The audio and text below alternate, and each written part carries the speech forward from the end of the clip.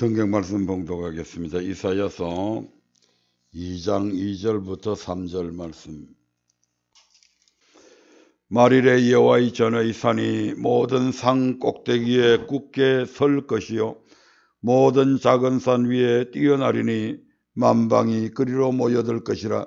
많은 백성이 가며 이르기를 오라 우리가 여호와의 산에 오르며 야곱의 하나님의 전에 이르자. 그가 그 도로 우리에게 가르치실 것이라. 우리가 그 길로 행하리라 하리니 이는 율법이 시온에서부터 나올 것이요 여호와의 말씀이 예루살렘에서부터 나올 것임이니라. 아멘. 본문 말씀을 통해 은혜 받을 말씀의 제목은 성전으로 올라가라입니다. 10월 27일과 11월 3일 주일설교에서 이 제목으로 말씀을 드렸는데 추수감사절이 있어서 다시 2주간 후에 이 말씀으로 설교하게 되어 앞서 말씀드렸던 내용들을 좀 더 소상히 요약해 드리도록 하겠습니다.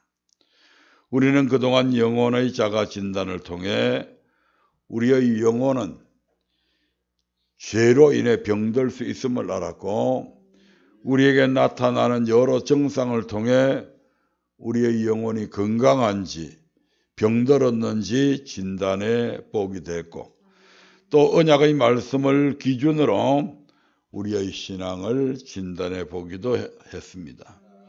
이제 우리가 해야 할 일은 우리의 영혼이 병들었다면 다시 소성함을 얻을 수 있도록 치료하는 일에 온 힘을 쏟는 것입니다.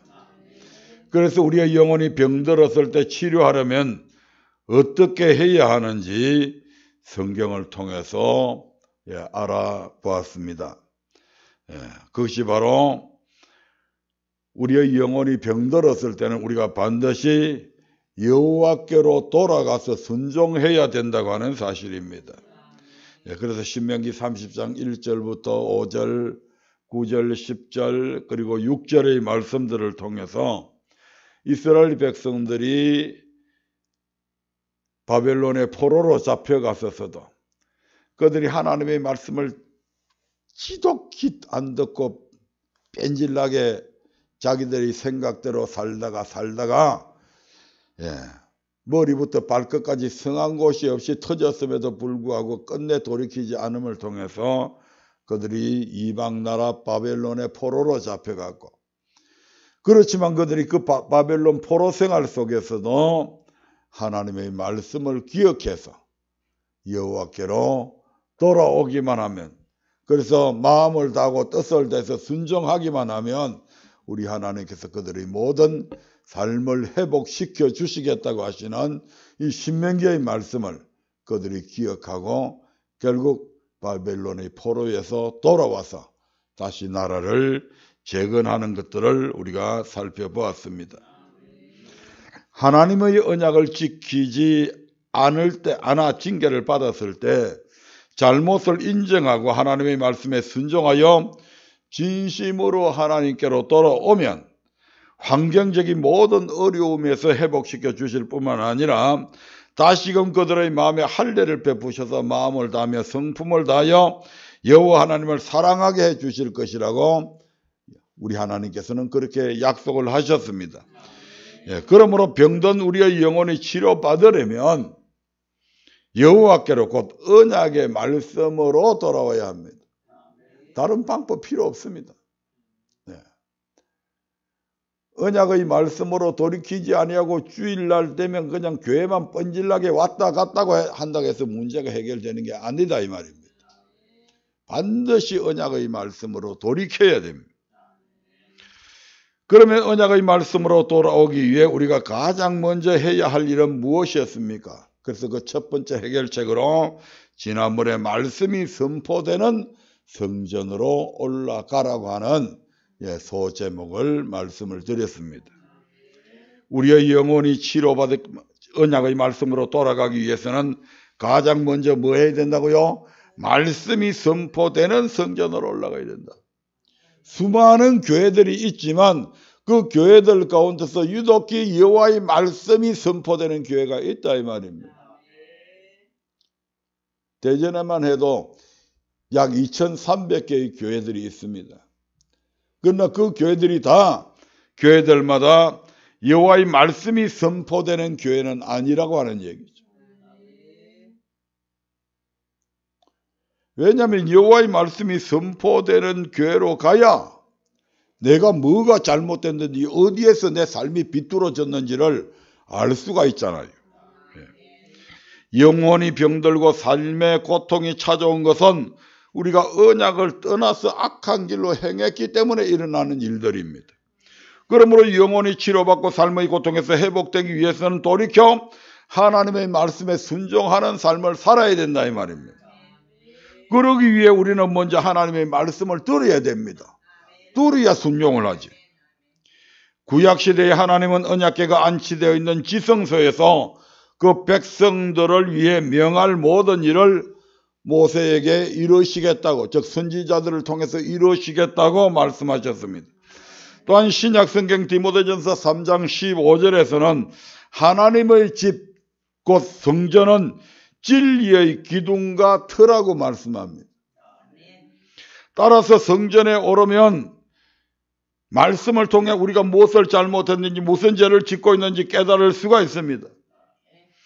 그러므로 우리가 죄로 인해 병든 우리의 영혼을 치료받기 위해서는 즉 하나님의 말씀에 떠나있던 삶에서 돌이켜 다시 하나님의 말씀으로 돌아오기 위해서는 가장 먼저 하나님의 말씀이 선포되는 하나님의 전으로 올라가서 하나님의 말씀을 들어야 한다는 것입니다. 그래서 성전에 올라가 하나님의 말씀을 들었다면 이제 그 말씀대로 순종하여 결실하는 자가 되어야 합니다. 사도 바울은 하나님의 백성 즉 예수를 주시라고 고백한 성도를 가리켜서 하나님의 밭이라고 말씀하고 있습니다. 밭은 어떤 곳입니까? 씨가 뿌려지고 심겨져서 자라 열매를 맺는 곳이 바로 밭입니다. 그리고 예수님은 씨는 하나님의 말씀이라고 하셨습니다. 따라서 성도가 하나님의 밭이라는 말씀은 성도는 하나님의 말씀이 뿌려져 자라는 곳이라는 뜻입니다. 그러므로 예수께서 씨 뿌리는 비유를 통해 교훈하셨듯이 성도는 하나님의 말씀을 마음밭에 잘 심어 여러 배로 결실하는 자가 되어야 합니다. 그런데 예수님은 모든 밭이 씨 곧 하나님의 말씀을 잘 받아 결실하는 것은 아니라고 말씀합니다. 여기에 문제의 심각성이 있는 것이죠. 똑같이 하나님의 말씀을 받는데 전부 다 열매 맺는 것은 아니라고 하는 사실입니다. 다시 말해 결실하는 밭이 있는 반면에 결실하지 못하는 밭도 있다는 얘기입니다. 결실하는 밭보다는 결실하지 못하는 밭들이 훨씬 더 많습니다. 그래서 그 밭들은 바로 길가밭이 있고 돌밭이 있고 가시들기밭이 있고 옥토라고 하는 네 가지 밭이 있다는 것까지 지난번 시간에 말씀을 드렸습니다. 오늘 두 번째로 우리는 어떤 성전으로 올라가야 되느냐? 음부의 권세가 이기지 못하는 성전으로 올라가야 됩니다. 음부의 권세가 이기지 못하는 성전으로 올라가라. 마태복음 16장 18절에 보면 이렇게 말씀하고 있습니다. 마태복음 16장 18절입니다. 시작. 또 내가 네게 이르노니 너는 베드로라. 내가 이 반석 위에 내 교회를 세우리니 음부의 권세가 이기지 못하리라. 우리가 비록 우리 영혼이 파리해져 감을 깨닫고 말씀으로 돌이키고자 할지라도 만일 세상을 떠나지 않고 여전히 세상 중심으로 산다면 영혼의 소성함을 얻기란 불가능할 것입니다. 왜냐하면 온통 죄악이 난무하는 세상 가운데서는 우리의 믿음을 지킬 수도 그리고 하나님의 말씀에 온전히 순종할 수도 없기 때문입니다. 그렇기 때문에 우리의 영혼을 다시 소성케 하려면 즉 하나님의 말씀으로 온전히 돌이키려면 세상을 떠나 교회 중심으로 살아가야 합니다. 하나님은 아브라함을 그냥 갈대아 우리에서 네 신앙생활 해라 이렇게 말씀하지 않았습니다. 아브라함에게 너희 갈대아 우르를 떠나서 내가 네게 지시할 땅으로 가라 이렇게 말씀하셨습니다. 왜냐하면 갈대아 우르에서는 신앙생활 하기가 용이치 않았다 이 말입니다.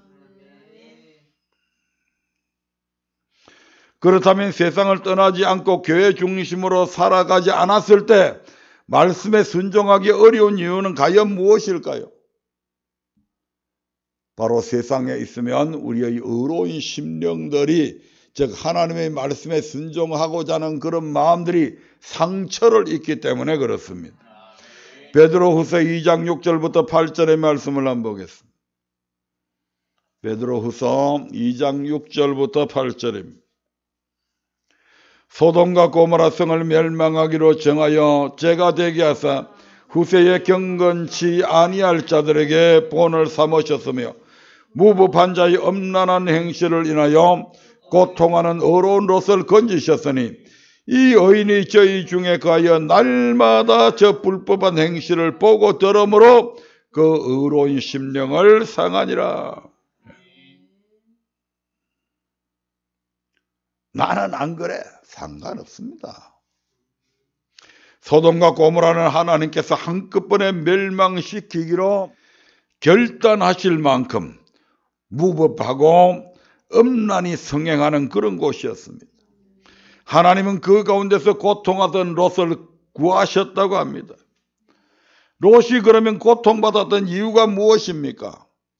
방금 읽은 말씀처럼 이 의인이 저희 중에 거하여 날마다 저 불법한 행실을 보고 들으므로 그 의로운 심령을 상하니라.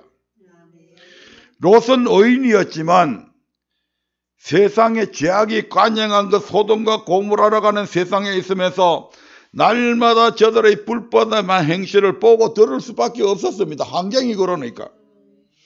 그러다 보니까 의로운 심령을 상하였다고 합니다.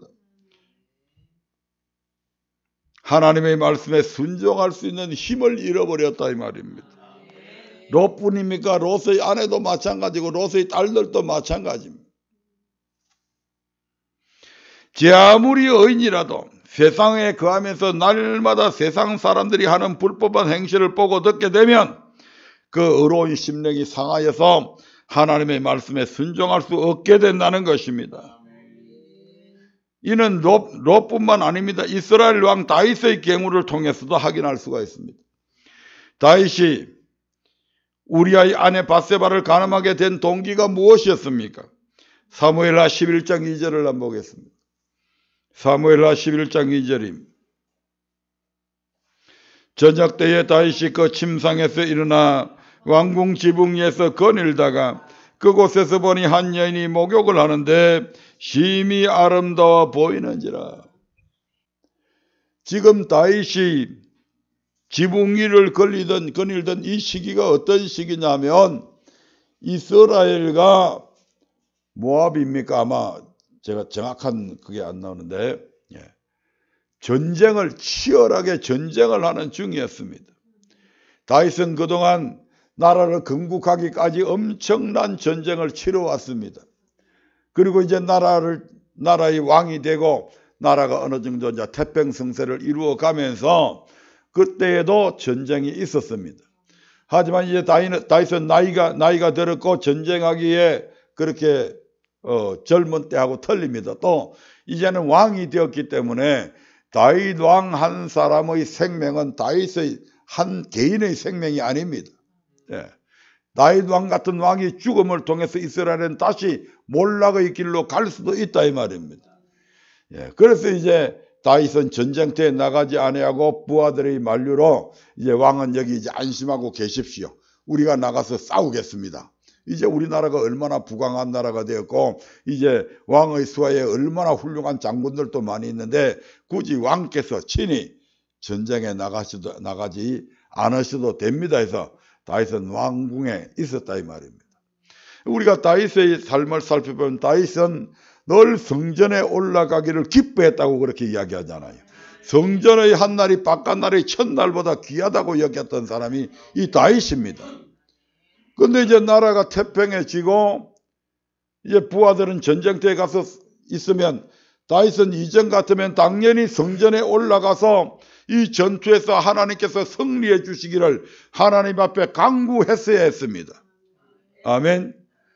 근데 그저 옆에 있는 시녀들과 또 한 옆에 가까이 있는 신하들, 그런 많은 사람들과 더불어서 먹고 마시며 즐기는 가운데서 그런 기도의 생활이 등한이 된 겁니다. 따지고 보면 성전에 올라가는 시간들이 등한이 되어진 거예요.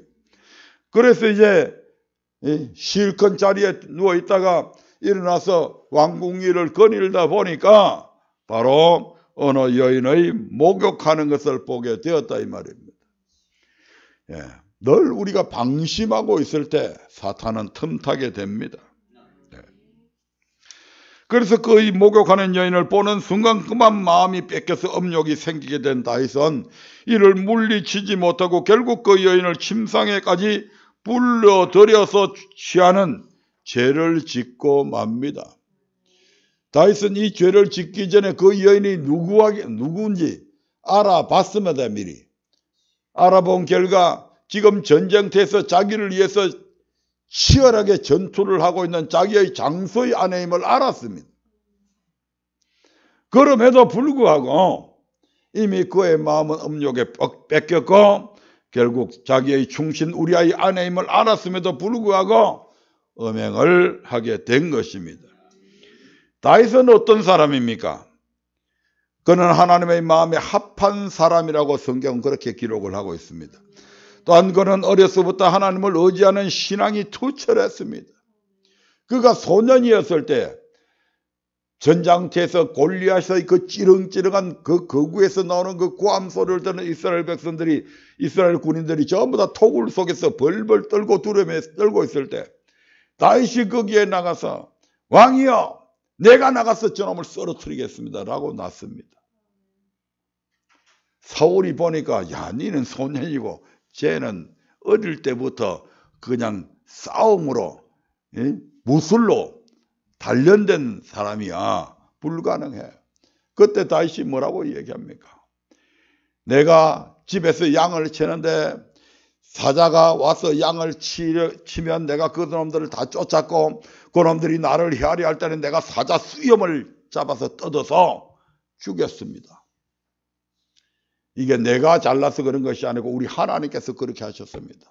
오늘 내가 저 골리앗을 여호와의 이름으로 내가 나가서 저놈을 반드시 쓰러뜨리겠습니다 라고 할 정도로 철저하게 하나님을 의지하던 그런 사람이었다 이 말입니다.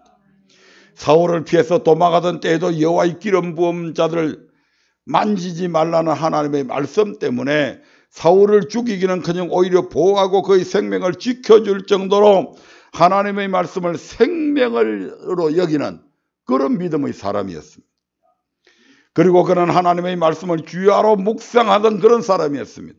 하지만 그런 다윗조차도 깨어있지 못하고 세상을 바라보았을 때는 마음을 빼앗기게 되었고 돌이킬 수 없는 큰 죄를 범하고 말았던 것입니다.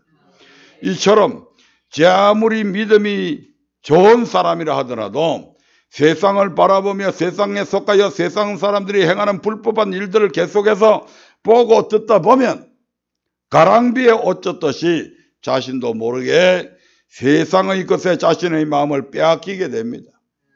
그리하여 세상에 빼앗긴 그 마음을 따라 하나님의 말씀을 떠나 불법을 쫓게 된다 이 말입니다. 롯의 두 딸도 마찬가지잖아요. 그 음란한 소돔과 고모라 성에서 남자들이 남자로 더불어 더러운 짓을 하고 온갖 추악한 범죄하는 것들을 다 성적 범죄를 봐왔습니다. 그러다 보니까 얘들이 그 성에서 나와가지고 자 이제 우리도 후손을 봐야 될 텐데 남자는 없고 아버지밖에 없다. 그래가지고 아버지한테 술을 먹여가지고 거기에서 모압 자손, 암몬 자손이 태어나게 되잖아요. 그런 정도로 악한 그 모든 것들을 날마다 불법한 행실을 보고 들음을 통해서 아버지뿐만 아니라 이 딸들도 완전히 성적으로 타락되어 있는 것을 보게 됩니다. 아멘. 그래서 성경은 세상을 사랑하지 말라고 말씀합니다. 요한일서 2장 15절부터 16절의 말씀을 보겠습니다. 이 세상이나 세상에 있는 것들을 사랑치 말라. 누구든지 세상을 사랑하면 아버지의 사랑이 그 속에 있지 아니하니 이는 세상에 있는 모든 것이 육신의 정욕과 안목의 정욕과 이성의 자랑이니 다 아버지께로 쫓아온 것이 아니요 세상으로 쫓아온 것이라. 이 세상에 있는 모든 것은 육신의 정욕과 안목의 정욕과 이성의 자랑, 이 범주를 벗어나지 못합니다. 뿐만 아니라 세상을 사랑하게 되면 하나님의 사랑이 우리 속에 거하지 않게 됩니다.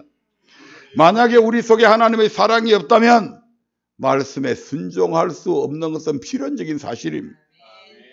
그러므로 말씀에 순종하기 위해서는 우리의 영혼이 치유받고 소성함을 얻기 위해서는 세상을 바라보아서는 안 되며 세상에 머물러 서서는 더욱 안 된다 이 말입니다.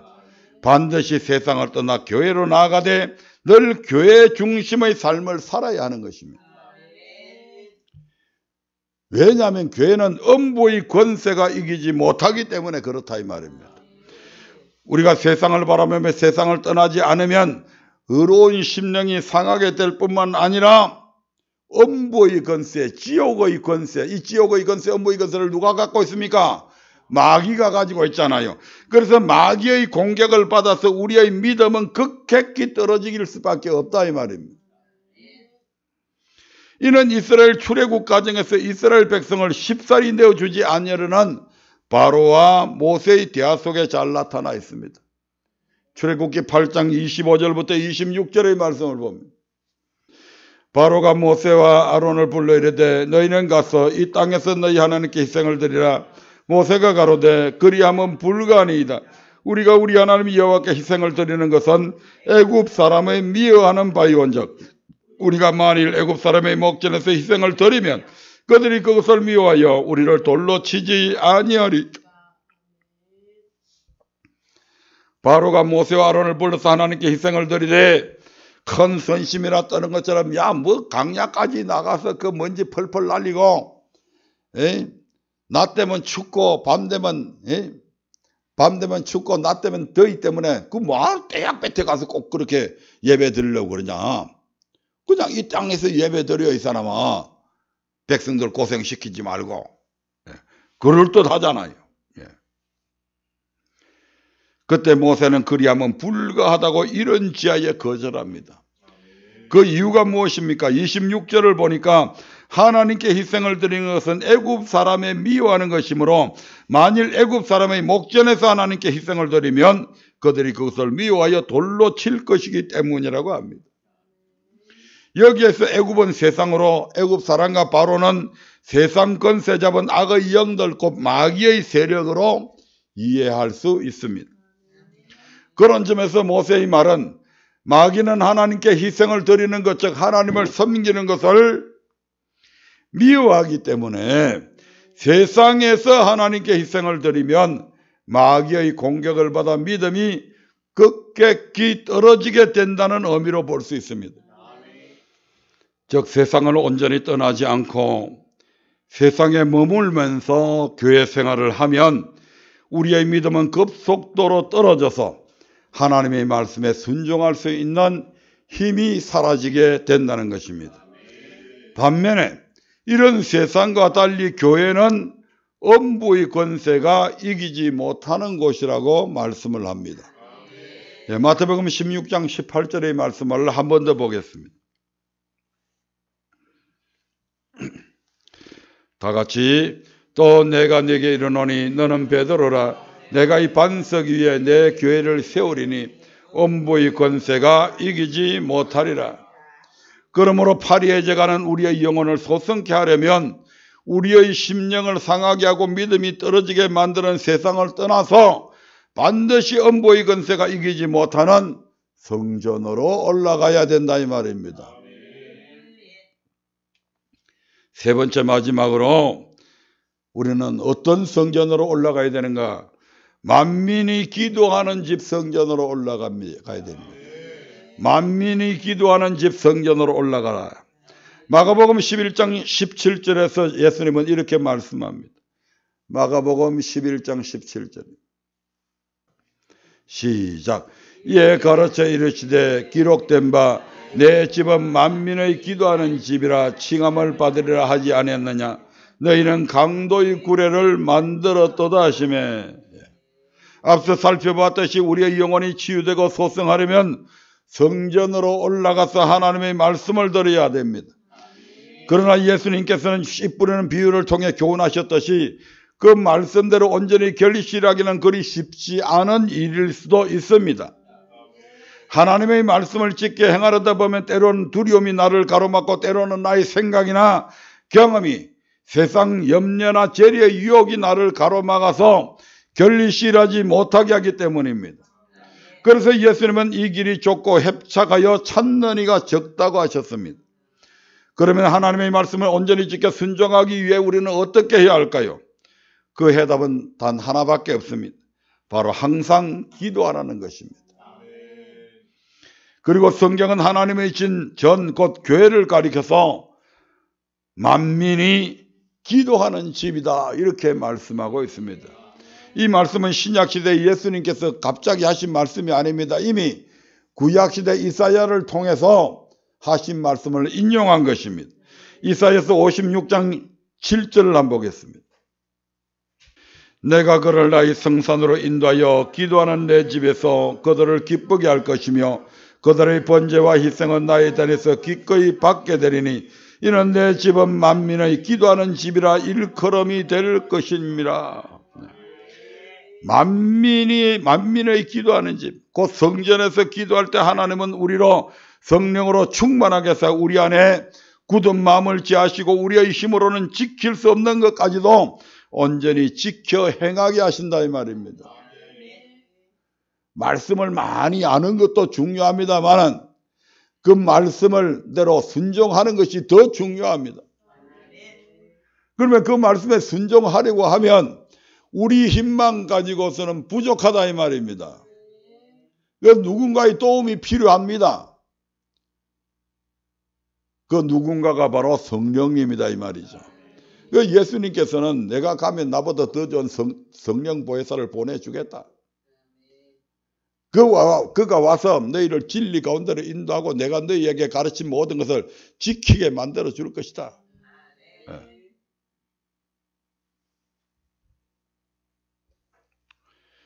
우리 힘 가지고는 안 된다 이 말입니다.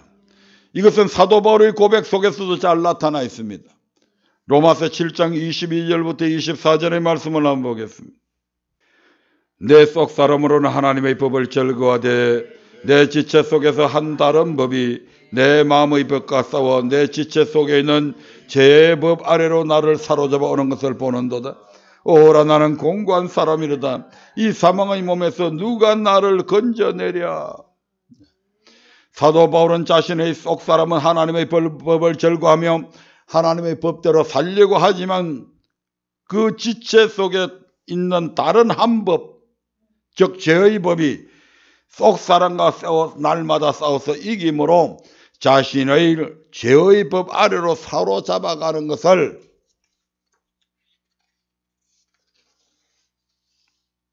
깨달았다고 그렇게 지금 말씀하고 있습니다.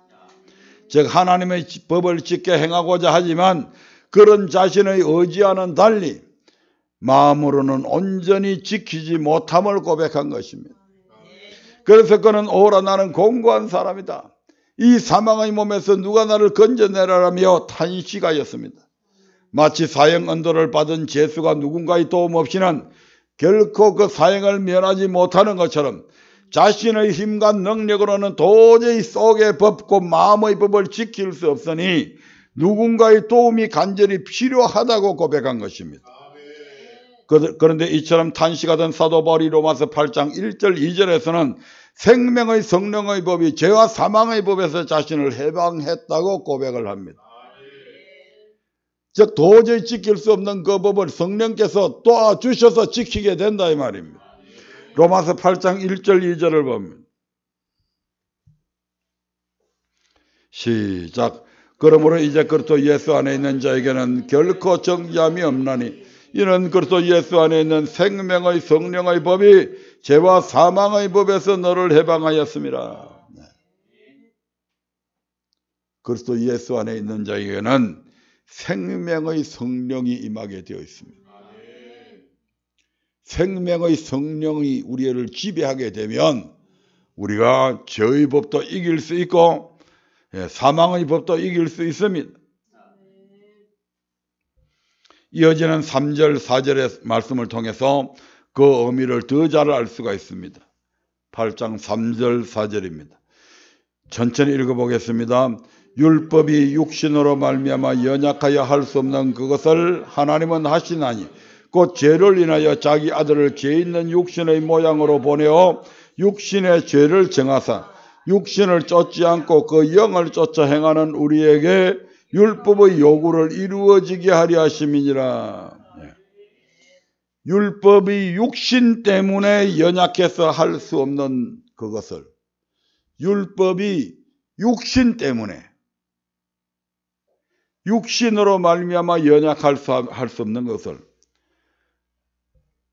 우리의 육신은 로마서 3장 23절에 보니까 하나님의 영광에 이를 수 없는 육신이 되어버렸습니다. 한번 볼까요? 로마서 3장 23절입니다. 시작.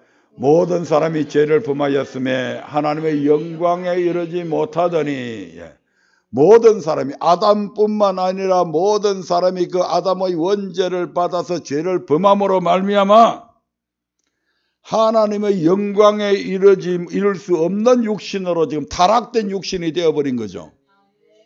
하나님께서 맨 처음에 아담을 만드셨죠.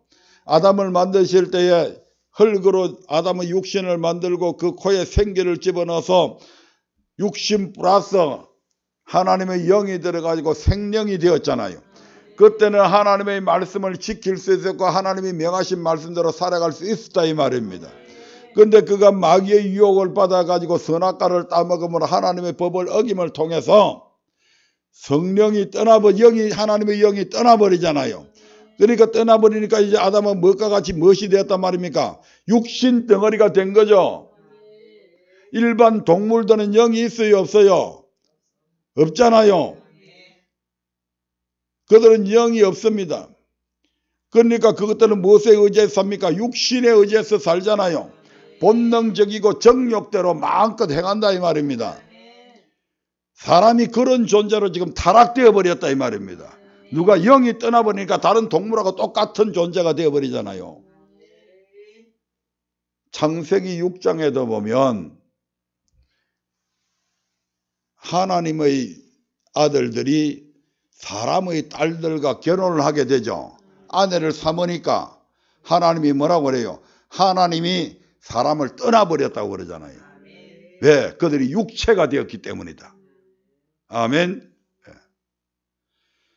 그러니까 육신 덩어리, 이 육신 덩어리는 하나님의 말씀에 굴복할 수가 없습니다. 원수 덩어리입니다. 이 죄의 종이 되어버린 거죠. 그래서 로마서 6장에 보면 잘 나타나 있는데, 전에는 너희가 죄의 종이 되지 이제는 예수 그리스도로 말미암아 의의 종이 되었다고 말씀하잖아요. 아멘. 그 죄의 종이 되었을 때는 우리 육신 덩어리는 죄가 야 이렇게 하자 그러면 그리 따라가고, 저리 하자 저리 안 따라가고, 야 못된 짓 이거 해 그러면 하고, 그렇게 우리 육신이 완전히 죄의 지배를 받고 살아왔다 이 말입니다. 이것이 얼마나 강렬했냐 하면 하나님의 말씀인 율법이 주어졌음에도 불구하고 율법 그 자체만으로서는 이 육신을 이겨낼 수 있는 힘이 없었다는 거죠. 아멘. 그걸 가리켜서 지금 율법이 육신으로 말미암아 율법이 연약해서 하나님의 말씀임에도 불구하고 율법 그 자체만으로는 이 하나님의 신이 떠나버린 우리 육신 덩어리가 이게 완전히 죄의 종이 되었으니까 이걸 극복하지 못하는 거예요. 그래서 이제 하나님께서 한 방법을 생각해 내셨는데, 어떤 방법을 그래서 우리 사람들은 절대로 누구를 막론하고 하나님의 영광에 이를 수 없는 그런 육신 덩어리가 되어버렸어요. 아멘.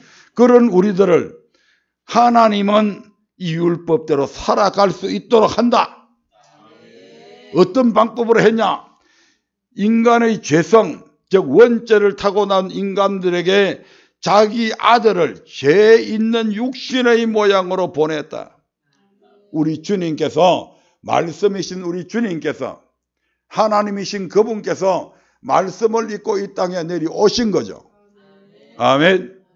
그래서 죄 없으신 그분이 우리의 모든 죄를 짊어지고 다 짊어진 거죠.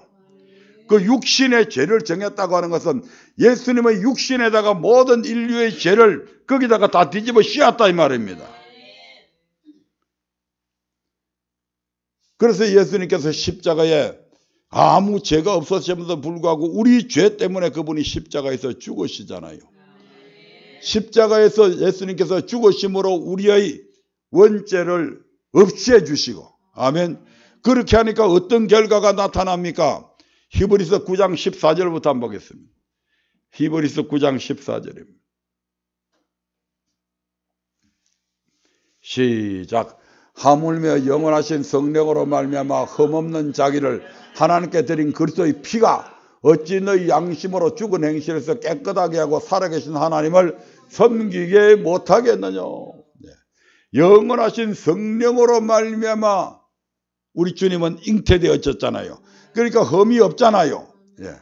흠이 없는 자기의 피를 우리 예수님께서 하나님께 드렸다 이 말입니다. 그래서 우리의 모든 원죄를 없애버렸습니다. 그리고 어떤 일을 했습니까? 그 피로 말미암아 너희 양심으로 죽은 행실에서 깨끗하게 만들어 주었고, 아멘. 하나님을 섬길 수 있는 섬기는 존재로 만들어 주었다 이 말입니다. 깨끗하게 살아계신 하나님을 섬기게 못하겠느냐. 섬길 수 있는 존재로, 도저히 스스로는 하나님을 섬길 수 없는 존재였는데, 도저히 스스로서는 죽은 행실을 해서 깨끗하게 될 수 없는 존재였는데, 하나님의 아들이신 예수를 통해서 우리가 깨끗한 존재가 되고 하나님을 섬길 수 있는 그런 존재로 지금 바뀌어진 겁니다. 그래서 이제부터는 전에 죄의 종처럼 살지 말아라 이 말입니다. 이제는 너희는 죄의 종이 아니고 의의 종이고, 불의의 병기가 아니고 의의 병기로 너희들이 살아가야 된다 이 말이죠 지금. 예. 그래서 육신을 쫓지 않고 그 영을 쫓아 행하는 우리에게 율법의 요구를 이루어지게 하려 하심이라. 아멘. 율법의 요구를 이룬다면, 율법은 뭡니까? 우리에게 하라 하지 말아로 되어 있잖아요. 하라고 하는 말씀에 하게 만들고, 하지 말라고 하는 것들은 하지 않을 수 있는 그런 존재들이 우리가 되었다 이 말입니다. 아멘. 뿐만 아니라 이제는 영을 쫓아서, 성령을 쫓아서 살아가기만 하면 됩니다. 이제는 성령, 우리 하나님께서 우리로 하여금 이 율법의 요구를 이루어 주게 하시려고 이것만 행하신 것이 아니고 뭐까지 주셨다고요? 성령까지 보내어 주셨다고요. 아멘. 그래서 육신을 쫓지 않고 그 영을 쫓아 행하는 우리로 하여금 율법의 요구를, 즉 율법을 지킬 수 있도록 만들어 주신 것입니다. 그래서 죄와 사방의 법에서 이제는 해방이 되어졌다 이 말입니다. 그래서 사도 바울은 갈라디아서 5장 16절부터 17절에서 성령을 쫓아 행하라고 말씀하고 있습니다. 갈라디아서 5장 16절 17절입니다. 시작. 내가 이르노니 너희는 성령을 쫓아 행하라. 그러면 육체의 욕심을 이루지 아니하리라. 육체의 소욕은 성령을 거스리고 성령의 소욕은 육체를 거스리나니 이 둘이 서로 대적함으로 너희가 원하는 것을 하지 못하게 하려 하심이라. 육체의 소욕은 성령을 거스리고 성령의 소욕은 육체를 거스리므로 성령을 쫓아 행해버리면 육체의 욕심을 이루지 않는다고 말씀합니다. 전에는 우리 안에 성령님이 안 계셨잖아요. 아멘. 근데 이제는 성령님께서 우리 안에 계신다. 그러니까 네가 뭐 육신으로 말미암아 전에 맨 육신 때문에 율법을 못 지키고 맨날 죄의 종처럼 살아가지 말고 이제는 성령을 쫓아가기만 하면 다 할 수 있다. 나머지는 성령께서 할 수 있는 힘을 다 주신다 이 말이죠.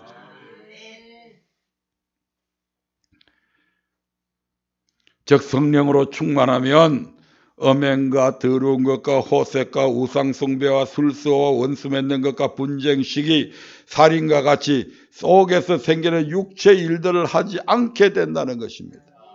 그러므로 말씀에 순종하기 위해서는 성령으로 충만해야 합니다. 그러면 성령으로 충만하기 위해서는 어떻게 해야 할까요? 누가복음 11장 13절을 봅니다. 시작. 너희가 악할지라도 좋은 것을 자식에게 줄 알거든 하물며 너희 천부께서 구하는 자에게 성령을 주시지 않겠느냐 하시니라. 아무리 악한 자라도 자식에게는 좋은 것을 주시듯 천부 하나님께서 구하는 자에게 성령을 주시지 않겠느냐라고 말씀합니다. 즉 기도할 때 하나님은 우리에게 성령을 주신다는 것입니다. 사도행전 2장을 보면 예수님께서 부활 성천하신 후에 제자들은 오순절 날이 이르러서 마가의 다락방에서 마음을 같이해서 전혀 기도하기를 힘쓰게 됩니다. 예수님께서 성천하신 후에 열흘 후에 그때 처음으로 성령 기도에 힘쓰게 되는데 그때 처음으로 성령을 받고 성령 충만함을 받게 됩니다. 이 성령 충만함을 한 번 받은 것으로 끝나지 아니하고 또한 그 후에도 제자들은 기도함으로 성령의 충만함을 계속 이어서 받게 되는 것을 볼 수 있게 됩니다. 사도행전 4장 31절입니다. 사도행전 4장 31절 봅니다. 시작. 빌기를 담에 모인 곳이 진동하더니 무리가 다 성령이 충만하여 담대히 하나님의 말씀을 전하니라. 그러므로 우리의 영혼을 소성케 하기 위해서 하나님의 말씀에 순종하려면 어떻게 해야 됩니까? 반드시 항상 깨어서 기도해야 합니다. 아멘. 우리 교회 성도들 위해서 기도가 영 기도 소리가 다 적어졌어. 저녁 기도할 때. 그래서 제가 걱정이 됩니다. 기도 소리가 여러분들이 기도 소리가 적어지면 제가 걱정이 된다고요. 왜 반드시 항상 깨어서 기도해야 되는가? 왜냐하면 기도할 때 성령을 받고 성령의 충만함을 받을 수 있으면 단 성령의 충만함을 받아야 어떤 상황 가운데서 우리의 마음을 지켜 하나님의 말씀에 온전히 순종할 수 있기 때문입니다. 또한 성령으로 충만할 때 마음의 법까지도 능히 지킬 수 있기 때문이라는 것입니다. 아멘.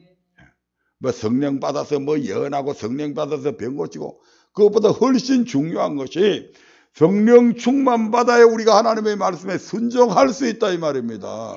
하나님의 말씀에 순종해야 하나님께서 모든 것을 들어주시잖아요. 네가 내 안에 내 말이 네 안에 있으면 무엇이든지 원하는 대로 구하라. 아멘. 이것이 하나님께서 주님께서 우리에게 약속하신 거잖아요. 순종하면 들어주겠다는 거죠.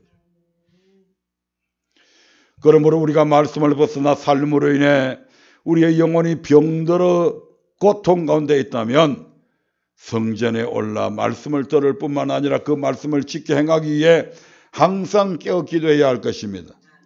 그래야만 우리 영혼이 어떤 병이 들어있다 할지라도 온전히 치유받아서 건강하게 되는 귀한 하나님의 은혜가 있을 줄로 믿습니다.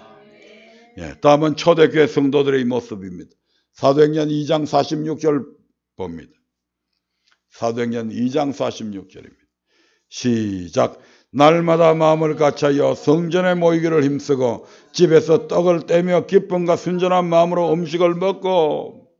초대교회 성도들은 날마다 마음을 같이하여 성전에 모이기를 뭐 했다고요? 힘썼다고 말합니다. 아무 할 일이 없어서 나간 게 아니다 이 말입니다. 다른 여러 가지 일들이 있지만 그 열일을 제쳐두고 나가기를 힘썼다는 거죠. 교회는 아무 할 일 없는 사람만 오는 데가 아닙니다. 바쁜 가운데서도 하나님의 은혜를 사모하고 하나님의 말씀대로 순종하려고 하는 사람들이 모여드는 곳이라 이 말입니다. 왜? 그들이 와서 열심히 기도해서 그 기도해서 하나님으로부터 새로운 힘을 공급받아서 더욱더 하나님의 말씀에 순종할 수 있기 때문에. 아멘. 그래서 초대교회 성도들은 날마다 마음을 같이해서 성전에 모이기를 힘썼다고 합니다. 일주일에 한 번 주일에만 성전에 모인 것이 아니라 날마다 마음을 같이해서 성전에 모이기를 힘썼다는 것입니다. 이는 매일 성전에 올라 하나님의 말씀을 듣고 기도하기를 힘썼다는 뜻입니다.